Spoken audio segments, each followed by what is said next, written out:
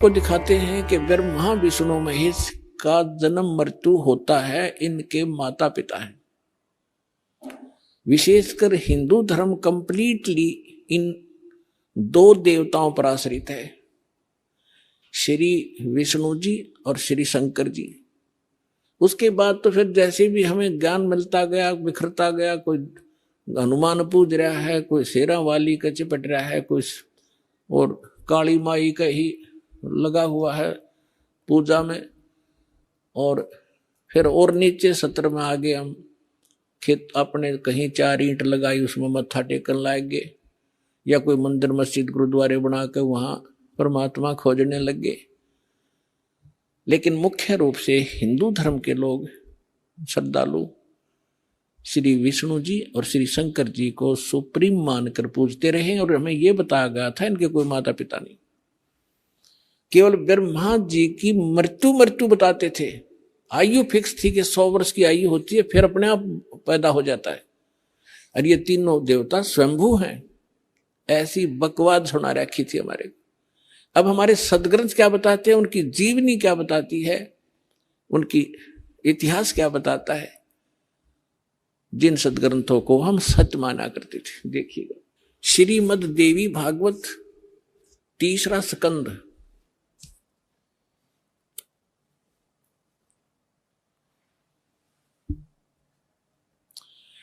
ये गीता प्रेस गोरखपुर से प्रकाशित है। ये देखिएगा, इसके ये सचित्र मोटा टाइप, केवल हिंदी, संपादक हनुमान प्रसाद पोदार, चिमनलाल गोस्वामी। और ये यहां से प्रकाशित है, मुद्रित और प्रकाशित ये गीता प्रेस गोरखपुर से है। गीता भवन कार्यालय कोलकाता का संस्थान, गीता प्रेस गोरखपुर। इसके 123 पृष्ठ पर ले चलते हैं आपको, बिल्कुल 2 मिनट में सारी कहानी समझ में आ जाएगी। 123 पृष्ठ पे ये 3रा स्कंद। भगवान विष्णु अपनी माता दुर्गा की महिमा स्तुति करते हुए, उनकी स्तुति करते हुए बोल रहे हैं, तुम शुद्ध स्वरूपा हो, यह सारा संसार तुम इसे उद्भासित हो रहा है। मैं ब्रह्मा और शंकर, हम सभी तुम्हारी कृपा से विद्यमान हैं। हमारा आविर्भाव माने जन्म, तिरोभाव माने मृत्यु। हमारा तो जन्म और मृत्यु हुआ करता है, केवल तुम ही नित्य हो, जगत जननी हो, प्रकृति और सनातनी देवी हो। ये प्रकृति शब्द याद रखना कि दुर्गा को प्रकृति भी कहते हैं। जिस समय दास आपको श्रीमद् भगवत गीता में यह सिद्ध करेगा कि ब्रह्मा विष्णु महेश की उत्पत्ति दुर्गा से हुई है और गीता में वर्णित है, उस समय प्रकृति शब्द आपका काम आओगा कि प्रकृति दुर्गा को कहते हैं। गीता के अंदर 2 प्रकृति बताई है, एक तो जड़ जैसे ये अग्नि वायु हवा आदि, और एक चेतन ये दुर्गा प्रकृति है। तो इसलिए कहते हैं तुम आप ही प्रकृति हो। और फिर भगवान शंकर क्या कहते हैं, देखिएगा। भगवान शंकर बोले, देवी यदि महाभाग विष्णु तुम ही से प्रकट हुए हैं, उनके बाद उत्पन्न होने वाले ब्रह्मा भी तुम्हारे बालक हुए, फिर मैं तमोगुणी लीला करने वाला, क्या तुम्हारा मैं तमोगुणी लीला करने वाला शंकर क्या तुम्हारी संतान नहीं हुआ? अर्थात मुझे भी उत्पन्न करने वाली तुम ही हो शिवे। संपूर्ण संसार की सृष्टि करने में तुम बड़ी चतुर हो। इस संसार की सृष्टि, स्थिति और संहार में तुम्हारे गुण सदा समर्थ हैं। उन्हीं तीनों गुणों से उत्पन्न हम ब्रह्मा विष्णु एवं शंकर नियमानुसार कार्य में तत्पर रहते हैं। अपनात्माओं, इस पवित्र पुराण के चंद पंक्तियों ने 4-5 कंसेप्ट क्लियर कर दिए। नंबर 1, ब्रह्मा विष्णु महेश की जन्म मृत्यु होती है, ये अविनाशी नहीं। दूसरा ये कर दिया कि दुर्गा प्रकृति को कहते हैं। तीसरा ये हो गया कि प्रकृति दुर्गा इनकी मां है। और चौथा ये हो गया कि रजगुण ब्रह्मा है, सतगुण विष्णु, तमगुण शिव जी। और पांचवा ये हो गया कि ये भगवान केवल वर्क डन दे सकते हैं, जैसा जिसका कर्म है इसमें ये कोई परिवर्तन नहीं कर सकते। ये इससे सिद्ध हो गया। अब ये सिद्ध हो गया कि ब्रह्मा विष्णु महेश नासवान है। अब जो भगवान नासवान हैं और हम उनकी पूजा करते हैं तो हम भी नासवान है, क्योंकि हम वहीं जाएंगे जहां उनका लोक है।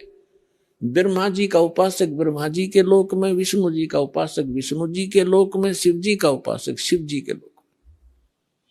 और ये भगवान नासवान है और इनकी भी मृत्यु होगी, इनका लोक भी नाश होगा, तो फिर हम भी गए जन्म मृत्यु में। यानी हमें कंप्लीट मोक्ष नहीं हुआ, संपूर्ण मोक्ष नहीं हुआ। कौन सा मोक्ष? श्रीमद् भगवत गीता अध्याय नंबर 15 के श्लोक नंबर 1 से 4 में कहा है कि ये ऊपर को जड़ और नीचे को तीनों गुण रूपी शाखा वाला संसार रूपी वृक्ष है, और जो संत इसके सभी पार्ट्स को विभिन्न विभिन्न बता देगा वह तत्वदर्शी संत है, वेद के तात्पर्य को जानने वाला है। फिर बताया है कि उसके पश्चात गीता अध्याय नंबर 15 के श्लोक नंबर 4 में कहा है, जब तत्वदर्शी संत मिल गया उसके पश्चात परमेश्वर के उस परम पद की खोज करनी चाहिए जहां जाने के बाद साधक लौटकर कभी संसार में नहीं आते। और जिस परमेश्वर ने सभी ब्रह्मांडों की रचना की है, अर्थात जिस परमेश्वर से संसार रूपी वृक्ष की प्रवृत्ति विस्तार को प्राप्त हुई है, भावार्थ है कि जिसने सब ब्रह्मांडों की रचना की है वो कंप्लीट गॉड है, वो पूर्ण परमात्मा है। केवल उसी की भक्ति करो, गीता ज्ञानदाता स्पष्ट कर रहा है। और फिर कहता है कि अर्जुन चौथे अध्याय के 5 और 9 श्लोक में, दूसरे अध्याय के 12 श्लोक में गीता जी में, और 10वें अध्याय के दूसरे श्लोक में गीता ज्ञानदाता कहता, अर्जुन तेरे और मेरे बहुत जन्म हो चुके हैं, तू नहीं जानता मैं जानता हूं। अब जैसे हम श्री कृष्ण जी को मानकर चलें कि श्री कृष्ण जी गीता का ज्ञान दे रहा है, इन अज्ञानियों के आधार से हम चलें, तो भी गीता ज्ञानदाता तो अपने आप को कह रहा है मैं नासवान हूं, मेरी जन्म मृत्यु होती है। जिसकी स्वयं जन्म मृत्यु होती है और उसके उपासकों की भी जन्म मृत्यु होगी।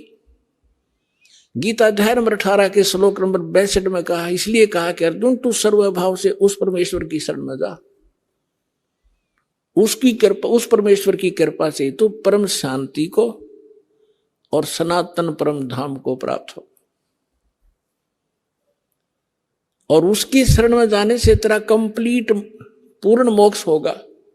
आप सुन रहे थे जगत गुरु तत्वदर्शी संत रामपाल जी महाराज जी के मंगल प्रवचन। अधिक जानकारी के लिए विजिट कीजिए हमारी वेबसाइट www.jagatgururampalji.org। संत रामपाल जी महाराज जी के शुभ आशीर्वाद से पूरे विश्व भर में 500 से भी ज्यादा नाम दीक्षा केंद्र हैं, जिन पर संत रामपाल जी महाराज जी द्वारा ऑनलाइन निःशुल्क नाम दीक्षा दी जा रही है। अपने नजदीकी नाम दीक्षा केंद्र का पता करने के लिए संपर्क करें 8222880541।